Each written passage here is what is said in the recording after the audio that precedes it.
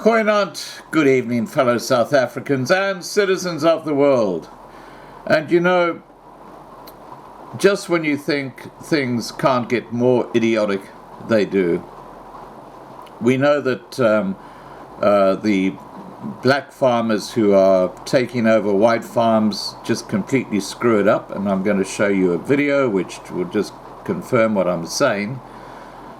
We also know that white farmers in areas like Bultfontein are basically being en masse thrown off their land by bank repossession after facing 7 years of drought. And this is having a huge impact on that community.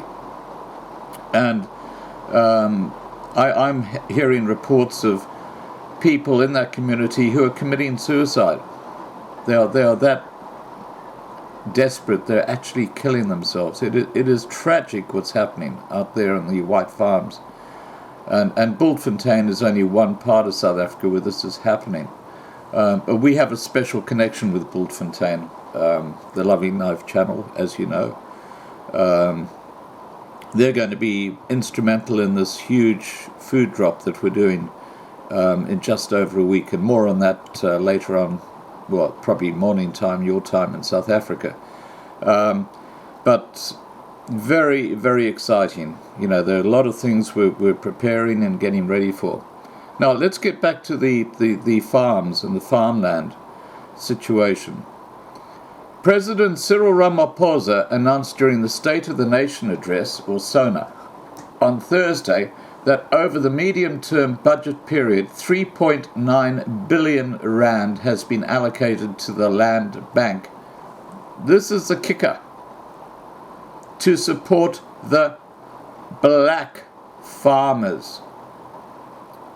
The white farmers, despite facing financial loss and the droughts, and they've had absolutely no support at all from this ANC government, not 1 cent.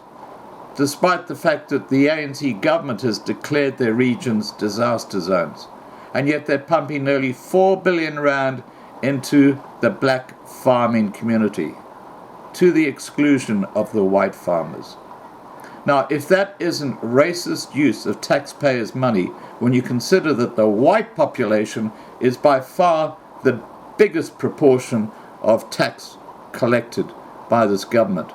You know, it is absolutely hypocritical, crazy, and just downright dishonest, just like the ANC government. Now that I've got my rant out of the way, let me just finish off with this article, and then I'm going to show you this video, and you'll see how farms get screwed up once they have black owners. They produce nothing, and that's the reality.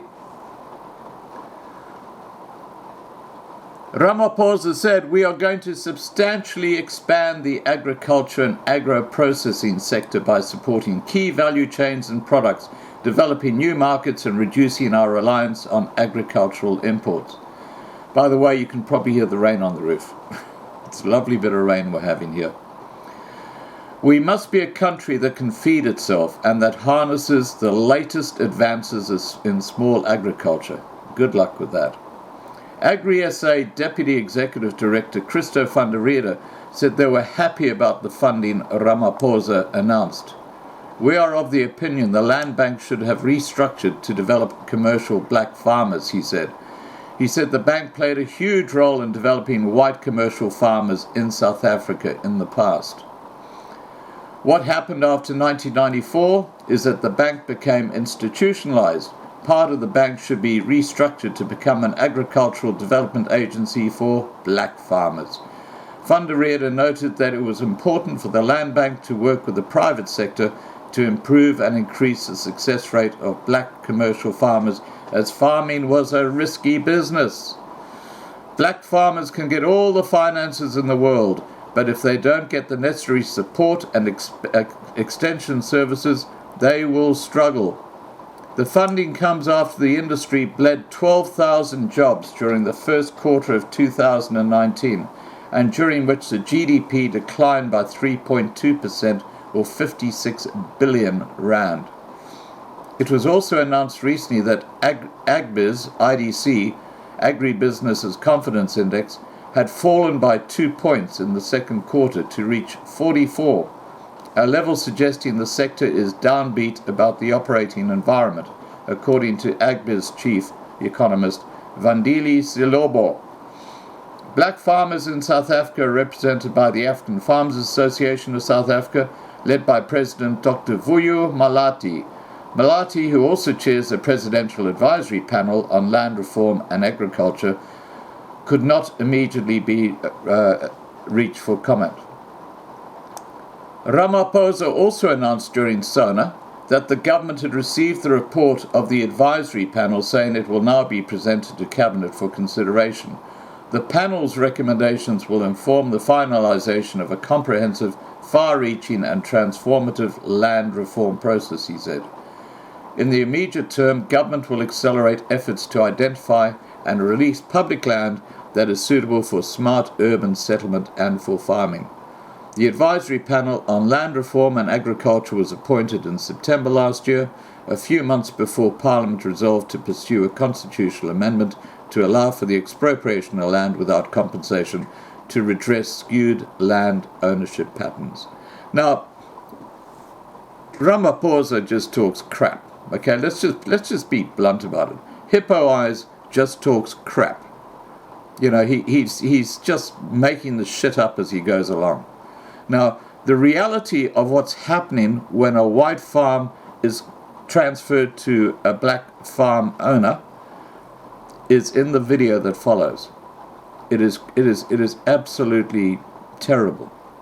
Because if Ramaphosa is suggesting that with all this money they're going to throw down the drain, it's going to create this utopia of black farmers growing billions of tons of maize and sugar and sunflower seeds and you name it, you know, it'll just be fields of this stuff. Well, let's have a reality check. Here comes a video. Please remember to subscribe to be kept informed, ring the bell for the updates, and have a great evening. Bye. On this large vegetable farm in the fertile Midlands of South Africa's KwaZulu-Natal province, Zanele Sithole and her community are barely managing to scrape a living.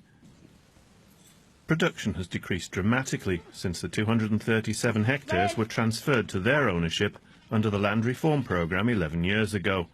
Now less than 10 hectares are under production.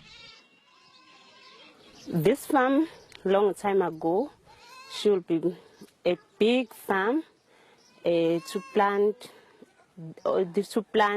but now have got nothing in the land. It can't plant anything because they've got no equipment to use this farm. In an attempt to address historical injustices, the South African government has spent more than €4 billion on land reform since the end of apartheid. An estimated 10% of agricultural land previously in white hands has been transferred to new black owners. A total of 30% is earmarked for redistribution. Beatrice Oppong and John Flanagan are part of a research team that evaluated the impact of land reform for the Finance Ministry, collecting data from dozens of land reform farms and almost 600 households.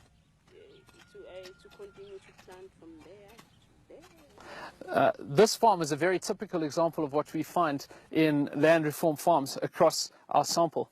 The production has decreased drastically from commercial agriculture to subsistence agriculture, plummeting by 79%. The employment likewise has also plummeted. It's gone down by 84% on average, and in this province as high as 94% drop. What we find is that families across the board are also struggling to feed themselves.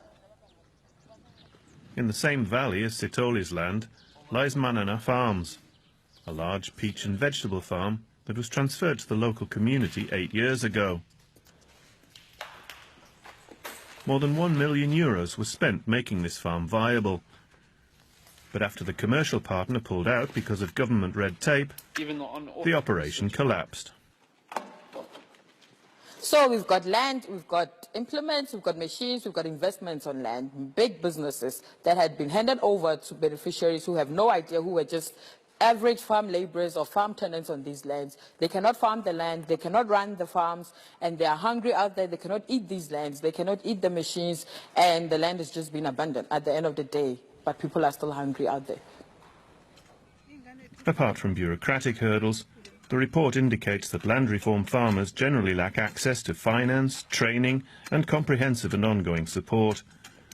Addressing these shortcomings is a matter of urgency in politically and economically volatile South Africa.